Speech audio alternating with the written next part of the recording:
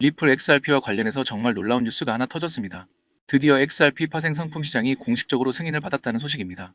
이건 그냥 단순한 호재 거래 하나가 추가된 게 아니라 XRP가 금융 자산으로서 갖는 위상 자체를 완전히 뒤집어 놓을 수 있는 말 그대로 게임 체인저라고 봐야 합니다. 보통 많은 분들이 거래소에서 코인을 직접 사고 파는 현물 거래만 떠올리시곤 하는데요.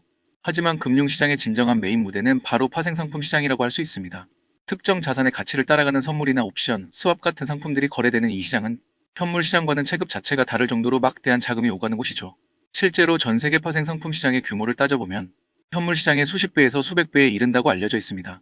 그런데 바로 이 엄청난 시장에 XRP가 정식으로 진입할 수 있는 문이 열렸다는 겁니다. 이게 왜 그토록 중요하냐 하면 그동안 거대 기관 투자자들은 규제의 불확실성 탓에 XRP를 직접 매수하는 걸 상당히 꺼려왔기 때문입니다. 그렇지만 이제 규제 당국의 정식 허가를 받은 파생 상품이 나온다면 상황은 180도 달라지게 됩니다. 기관들은 이제 합법적이면서도 안정적인 루트를 통해 XRP 시장에 간접적으로 투자할 수 있고 가격 변동 위험을 방어하는 해지 전략까지 구사할 수 있게 되는 거니까요. 이건 곧 XRP를 향한 새로운 차원의 수요가 폭발적으로 밀려 들어올 수 있다는 걸 뜻합니다. 지금까지는 개인 투자자들의 매수세가 XRP 가격을 움직이는 추수되는 엔진이었다면 이제부터는 연기금이나 자산운용사, 투자은행 같은 진짜 고래들의 자금이 들어올 수 있는 고속도로가 뚫린 셈이죠. 이런 기관들이 굴리는 자금 규모를 생각해 볼 때 그중 아주 극소수만 XRP 파생 상품 시장으로 들어온다 해도 현물 시장에 끼치는 파급력은 상상을 초월할 겁니다. 게다가 파생 상품이 출시된다는 건 해당 자산이 제도권, 금융 시스템 안으로 편입되었다는 강력한 시그널이기도 합니다. 이는 XRP가 더 이상 단순한 코인이 아니라 주식, 채권, 원자재처럼 인정받는 정식, 금융 자산 대접을 받기 시작했다는 증거입니다. 이러한 인식의 전환은 XRP에 대한 신뢰를 극적으로 끌어올리고 더 많은 투자자들을 불러 모으는 선순환을 만들어내게 될 겁니다. 결국 이번 파생 상품 승인권은 스쳐 지나가는 뉴스 하나가 아니라 XRP의 가치를 평가하는 방식을 뿌리부터 바꿔놓을 기폭제인 셈입니다. 여태껏 XRP의 가치가 소송 결과나 개별 파트너십 같은 단편적인 이슈들에 휘둘렸다면 이제는 거대 기관 자금의 유입과 제도권 편입이라는 훨씬 거시적이고 구조적인 힘에 의해 움직일 가능성이 큽니다. 그렇기 때문에 지금의 XRP는 아직 시장에서 제대로 된 평가를 받지 못한 저평가 상태라고 볼 수 있는데요. 우리가 이런 기회를 놓치지 않고 포트폴리오에 미리 물량을 확보해 둔다면 머지않아 XRP 덕분에 남들과는 비교도 안 될 막대한 풀을 거머쥘 수 있을 겁니다. 하지만 이렇게 말씀을 드려도 그래서 도대체 언제쯤 시원한 상승이 시작되는 거냐 하는 답답함은 여전하실 텐데요. 저도 충분히 이해합니다. 저 역시도 그렇게 생각하며 기다리던 시절이 있었으니까요. 그렇지만 여러분이 느끼는 그 답답함의 본질을 꿰뚫는 아주 근본적인 질문 하나를 던져보고 싶습니다. 만약 우리가 시장의 전부라고 철석같이 믿어왔던 뉴스들, 가령 SEC 소송 승소나 ETF 승인 기대감, 혹은 리플의 스위프트 대체설 같은 이야기들이 사실은 세력들이 자신들의 진짜 속내를 감추기 위해 치밀하게 깔아놓은 연막 작전이었다면 어떨까요? 투자의 대가 워런 버핏은 이런 말을 남겼죠. 남들이 욕심낼 때 두려워하고 남들이 두려워할 때 욕심을 내라. 오늘 저는 이명헌을 정보의 영역에 대입해보고 싶습니다. 남들이 다 아는 정보에 열광할 때 그 뒷면을 의심하고 남들이 보지 못하는 곳에 숨겨진 진실을 파고들어라 하고 말이죠. 지금 블랙록이나 피델리티 같은 월가의 핵심 세력들은 XRP의 가격 변동 따위에 절대 흔들리지 않습니다. 골드만삭스나 JP모건 같은 투자은행들이 어떤 곳입니까?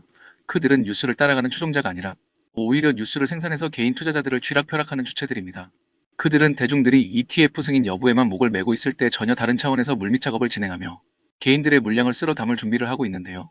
이런 흐름은 고래들의 온체인 데이터를 통해 포착할 수 있습니다.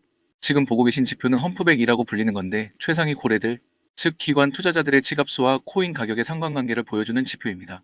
지갑수가 늘어나는 시점은 가격이 낮은 저점 구간이고 반대로 지갑수가 줄어들 때는 가격이 높은 상승장이라는 걸 알 수 있는데 이를 통해 이들이 철저하게 싸게 사서 비싸게 파는 정석적인 전략을 쓰고 있다는 걸 확인할 수 있죠. 그리고 지금 시점의 데이터를 보면 고래들의 지갑수는 줄어드는데 가격은 고점인 상황이 확인되는데요. 이 말인즉슨 고래들은 이미 챙길 수익은 다 챙겼고 다음 사이클을 대비하며 판을 새로 짜고 있다는 뜻입니다.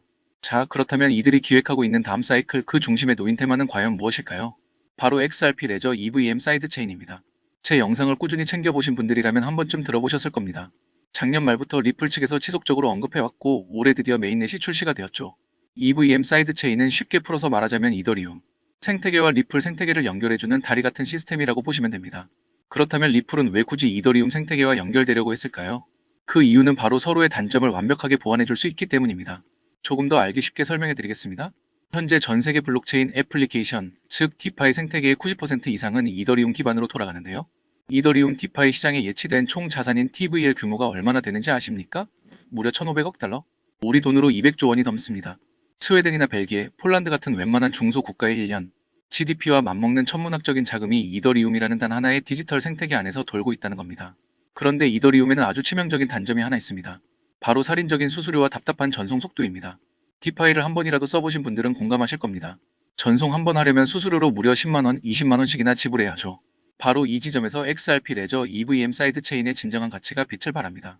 200조 원 규모의 이더리움 디파이 자금이 XRP 레저로 넘어오면 거의 공짜에 가까운 수수료와 3, 4초 만에 끝나는 초고속 결제망을 활용할 수 있기 때문이죠. 그래서 리플 CTO인 데이비드 슈워츠가 괜히 우리는 이더리움과 경쟁하려는 게 아니라 차세대 금융 애플리케이션이 지어질 수 있는 더 우월한 인프라를 제공하는 것이라고 말한 게 아닙니다. XRP 레저의 EVM 사이드체인은 월가의 거대 자금이 디파이 시장의 패권을 장악하기 위해 깐 초석이기 때문이죠. 자, 그렇다면 월가는 왜 이런 시스템을 구축했을까요? 고작 수수료 몇 푼 아껴보자고 이런 대규모 작업을 벌였을까요? 절대 아닙니다. 그들의 진짜 목적은 따로 있습니다. 그 목표는 바로 인류 역사상 최대 규모의 부의 대이동이 될 실물 자산 토크나이즈, 즉 RWA 시장을 선점하기 위해서입니다. 무려 1경 원이 넘는 자금을 움직이는 세계 최대 자산 운용사 블랙록의 수장 레리 핑크가 공개석상에서 뭐라고 발언했는지 알고 계십니까? 직접 확인해 보시죠. 금융의 다음 세대는 자산의 토크나이즈가 될 것이며 모든 주식과 채권이 결국 토큰화될 것이다. 세계 금융시장의 흐름을 좌지우지하는 최고 권위자의 공식 발언인 만큼 앞으로 시장의 방향성이라고 봐도 무방하겠죠. 이미 많은 분들이 느끼고 계시겠지만 요즘 블록체인 시장에는 또 다른 가문 비즈니스가 하나 더 자리 잡고 있습니다. 그 유명한 트럼프 가문의 코인들처럼 최근에는 일론 머스크 일가에서도 거대한 프로젝트를 물밑에서 준비하고 있습니다. 머스크 가문은 스페이스X, 테슬라, 뉴럴링크에 이어 이제는 블록체인 사업 영역까지 손을 뻗치고 있는 상황이죠. 이 흐름을 단순히 사업 분야 하나 더 늘린 정도로만 볼 수는 없습니다. AI와 블록체인을 결합한 새로운 산업, 생태계를 아예 통째로 선점하려는 머스크 가문이 움직임이 포착되고 있습니다. 최근 머스크의 동생 킴벌 머스크가 참여하고 있는 지속 가능한 금융 프로젝트가 알고 보니 머스크 가문을 축으로 한 디지털 자산 네트워크 구축 실험이었다는 사실이 확인됐습니다. 다시 말해 형이 만들어 놓은 AI 인프라 위에 동생이 설계한 블록체인 금융 시스템을 그대로 올려버리는 구조인 겁니다. 이 퍼즐이 완전히 맞춰지게 되면 머스크가 소유한 X 안에서 곧바로 거래와 결제가 가능한 실물, 결제형 코인 생태계가 열릴 가능성이 매우 높습니다. 실제로 시장 안에서는 벌써 이 중심축이 될 머스크 패밀리 코인 후보들이 여러 거론되고 있습니다. AI 결제 특화 코인, 위성 데이터에 연동된 코인, 여기에 테슬라, 에너지 거래를 위한 코인 후보들까지 다양합니다. 이 가운데 단 하나만이라도 공식 지원을 받게 되면 트럼프 가문이 코인이 급등했던 것처럼 머스크라는 이름 하나만으로 전 세계 유동성이 폭발적으로 몰려들 겁니다. 언론 기사로 본격적으로 다뤄진 뒤에 움직이기 시작하면 이미 한 발 늦은 겁니다. 지금 이 순간이 바로 타이밍입니다. 시장이 잠잠할 때 먼저 자리를 잡아둔 사람들만이 2026년 머스크 졸업 코인을 실제로 손에 쥐게 될 가능성이 높습니다. 따라서 우리 구독자분들을 위해 오늘 영상의 마지막 부분에서 이 프로젝트와 연결된 구체적인 코인 이름들, 그리고 현재 기관 자금이 유입되고 있는 초기 단계의 데이터까지 한 번에 정리해서 공유해 드리려고 합니다. 이 영상 끝까지 함께 해주신 분들께만 그 정보를 받아보실 수 있는 창구를 열어드리겠습니다. 바로 제가 아래 설명란에 구글 폼 링크 하나를 달아 놓을 건데요. 이 링크는 여기 설명 더보기를 클릭하시면 볼 수가 있습니다. 이 구글 폼 링크를 눌러보시면 이러한 창이 뜰 건데 여기 이 부분에 구독자께만 드려요를 체크를 해주신 다음 머스크 졸업 코인 정보를 공유받으실 연락처를 자세히 적어주신 다음에 여기에 있는 제출을 눌러주시면 저에게 이 구글 폼이 날아오게 됩니다. 그러면 제가 이 구글 폼을 확인하자마자 적어주신 연락처로 아까 말씀드린 머스크 졸업 코인 정보를 바로 공유해드리도록 하겠습니다. 지금 우리가 이야기하고 있는 건 그저 가볍게 소비되는 투자 테마 정도가 아닙니다. 전 세계 자본과 기술이 움직이는 방향의 한가운데 바로 그 중심축에 서 있는 이야기입니다. AI, 위성, 블록체인, 그리고 머스크라는 이름.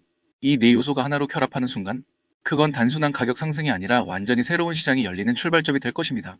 영상 끝까지 함께 해주셔서 진심으로 감사드리고 구독과 좋아요 한 번씩 부탁드립니다.